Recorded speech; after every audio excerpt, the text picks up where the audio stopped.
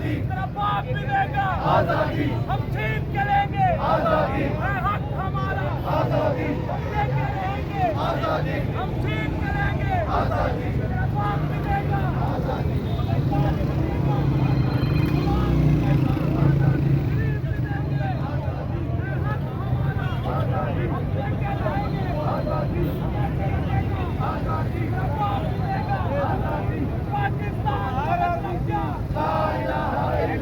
तेरा मेरा रिश्ता क्या? ला इलाहा इल्लल्लाह। पाकिस्तान का मतलब क्या? ला इलाहा इल्लल्लाह। तेरा मेरा रिश्ता क्या? ला इलाहा इल्लल्लाह।